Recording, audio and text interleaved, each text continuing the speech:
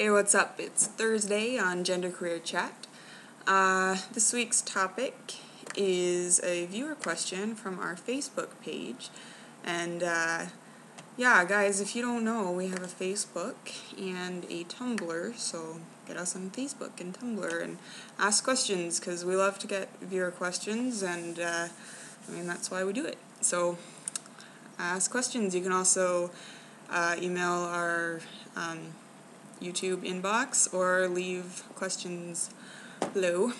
So this week's question is, I have a question for Genderqueer Chat. I'm wondering if genderqueer people are more likely to struggle with depression, and if so, to what extent do they feel that mental health professionals understand their struggles and provide appropriate and adequate support?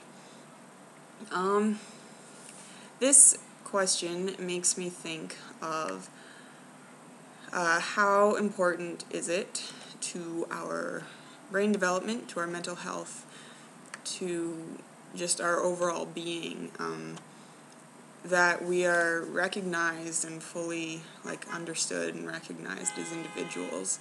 And I think that it's probably fairly important, particularly because we are human beings and we are social creatures, and we seem to need, to listen to each other and to understand each other and to be sort of more of a unit socially.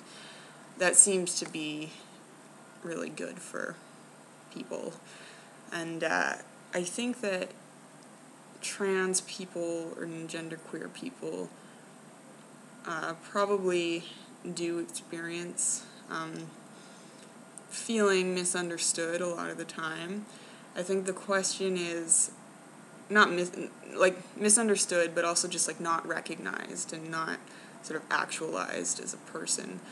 I think the question is how much does that type of thing really play into depression? And I think that depression really is chemical, and I think that if you're not predisposed to be to be depressed and experience depression, and I'm talking about clinical depression, seeing as how in the question it asks about mental health professionals, and you wouldn't be seeing a mental health professional unless you were, clinically depressed. So I think you need to have a combination of being predisposed and having the issues like social isolation and all of the other various issues that come with being gender variant. I don't think it can purely be based on just the situation. I think about it in terms of, if you think about something like post-traumatic stress disorder, soldiers, think about the soldiers that go and fight. Not all of them develop post-traumatic stress disorder, but lots of them do. And they all sort of, they see the same things, and it's the people who are on the front lines that are more likely to develop PTSD.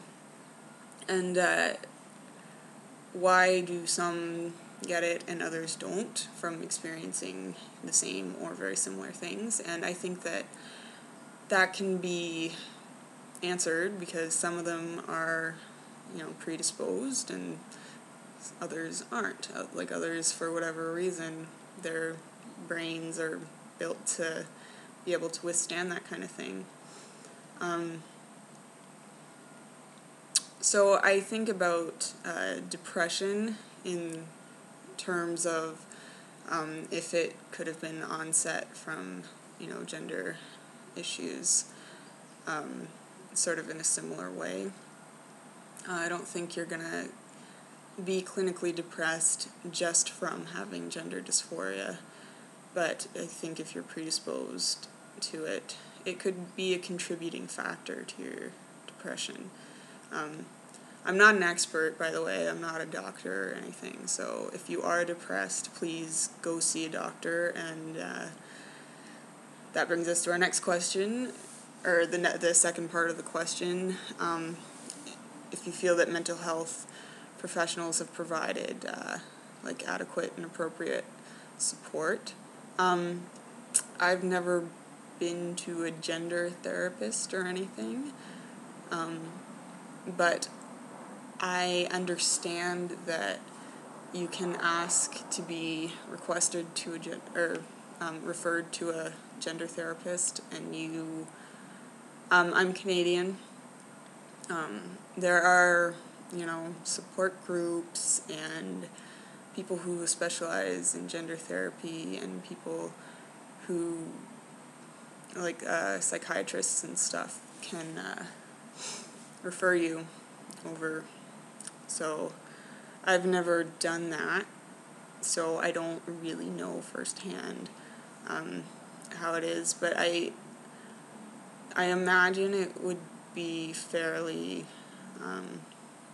I imagine it would depend on the individual treating you. I mean, if you go to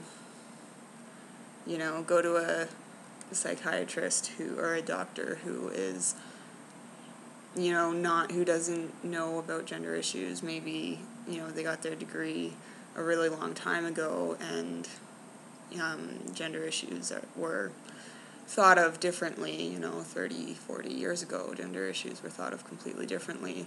So maybe they're not as up to date on those types of issues. You might run into some, inappropriate answers or whatever, but in that case, like anything else, just ask to be referred to somebody else. Just ask for a referral, or ask for a second opinion or whatever, because the fact of the matter is, in our health system, they are, you need adequate treatment, and if you're not getting it, you can figure out where else to go. So I don't know if that works for everyone everywhere, but I think you can do that most places, in Canada at least. So just ask to see somebody else if you think it's a problem. I was going to say something else, but now I can't remember what it was. So, it's Thursday. I will see you guys next Thursday. If I remember what I was going to say, maybe I'll add it in the description box.